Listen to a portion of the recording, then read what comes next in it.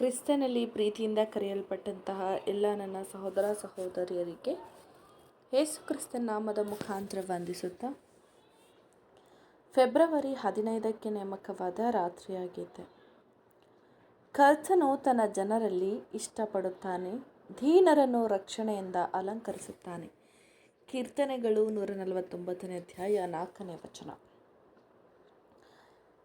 ಇಂಥವರಲ್ಲಿಯೇ ಕರ್ತನು ದೇವರು ಇಷ್ಟ ಉಳ್ಳವನಾಗಿದ್ದು, ಆತನ ಮಗನಲ್ಲಿರುವ ಜ್ಞಾನ ಮತ್ತು ಆತನಲ್ಲಿರುವ ಎಲ್ಲ ಆಶೀರ್ವಾದಗಳನ್ನು ಕುರಿತು ಬೋಧಿಸುತ್ತಾನೆ ಮತ್ತು ಮಾರ್ಗದರ್ಶನ ನೀಡುತ್ತಾನೆ.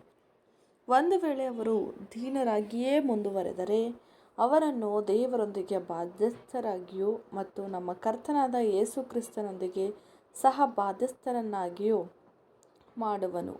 ದೀನರು ಭೂಮಿಯನ್ನು ಸ್ವಾಧೀನಪಡಿಸಿಕೊಳ್ಳುವರು ಎಂದು ನಾವು ಸತ್ಯವೇದದಲ್ಲಿ ಓದುತ್ತೇವೆ. ಅವರು ಪ್ರಧಾನವಾದ ಮತ್ತು ಮೂಲವಾದ ಒಡಂಬಡಿಕೆಯ ಅಡಿಯಲ್ಲಿ ಸ್ವಾಸ್ಥ್ಯವನ್ನು ಪಡೆದುಕೊಳ್ಳುವರು. ಇವರೇ ಅಬ್ರಹಾಮನ ಸಂತತಿಯವರಾಗಿರುವರು.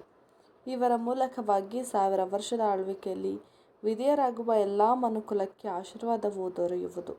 1000 ವರ್ಷದ ಅಂತ್ಯದಲ್ಲಿ ಅವರಿಗೆ ಕೊನೆಯ ಪರೀಕ್ಷೆಗಳು ಆದ ಮೇಲೆ ಇಡೀ ಲೋಕದವರು ಬೋಧಿಸಲ್ಪಡುವರು. ದೇವರು ಎಲ್ಲ ಜ್ಞಾನಕ್ಕೆ ಜೀವ ಬುಗ್ಗೆಯೆಂದು ಮೂಲ ಕಾರಣನಾಗಿದ್ದಾನೆಂದು ಅವರು ಕಲಿತುಕೊಳ್ಳುವರು ಮತ್ತು ಅವರು ಈ ಬೋಧನೆಗಳಿಂದ ಲಾಭವನ್ನು ಪಡೆಯುವರು ಎಂಬುದೇ. ಆಮೆನ್.